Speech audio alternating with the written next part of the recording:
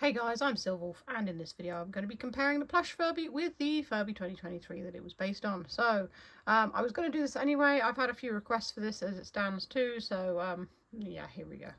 So I'm guessing that the tie-dye plush was based on this Furby here, and as you can see, they are kind of similar. I mean, you can see that it's in its likeness anyway.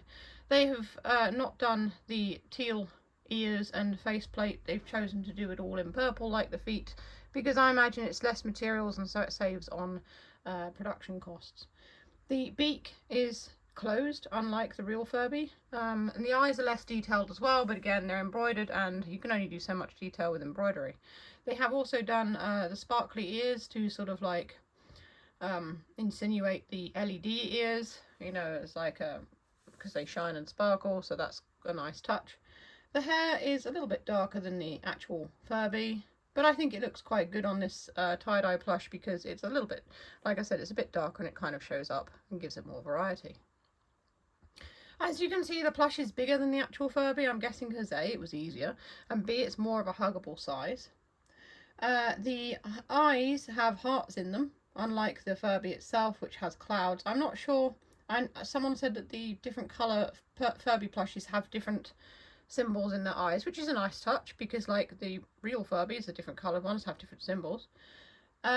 They've kind of tried to make the heart gem on the plush look like a crystal, as in like 3D around the edges, just like the real one, which is cool.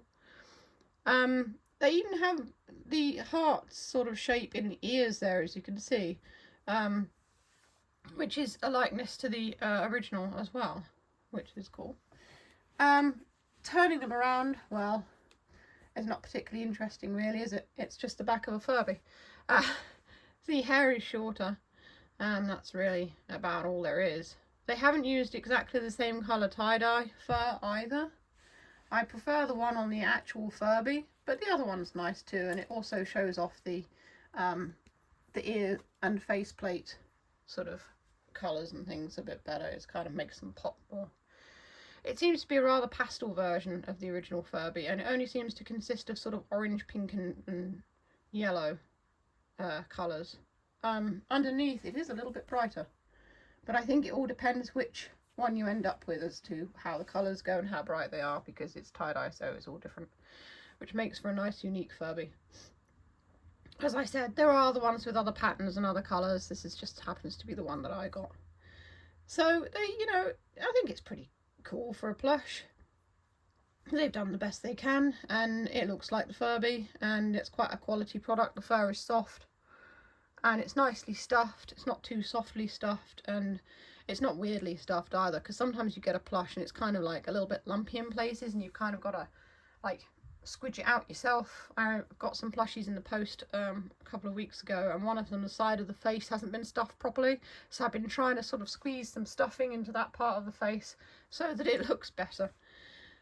So yeah, that's the comparison. The beak's a different colour as well, I notice, but they may have done that so that the beaks of each of these plushies are the same. Again, it all helps if you have to use less material. So if all the material is the same colour, it's a lot quicker than making it all different colours as the real Furby would need if they were going to do an exact replica. As someone who makes plushies themselves, yeah, I can see why they've done this. But the quality of the embroidery is nice, because sometimes with cheap embroidery, it's I don't know, I think it's because their embroidery machines work full on for a long time. You can see that they haven't properly like set the embroidery needle up with the backing needle, because there's like white thread and you kind of pull it through and it loops in, and that's how it makes the embroidery. And sometimes you can see they've not set it up properly, but this one, the eyes are done very well and it looks good.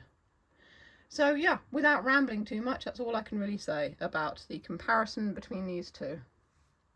The only sad thing is that these Furby plushies aren't really that readily available. People have been coming up to me and saying they can't find them on the internet and stuff.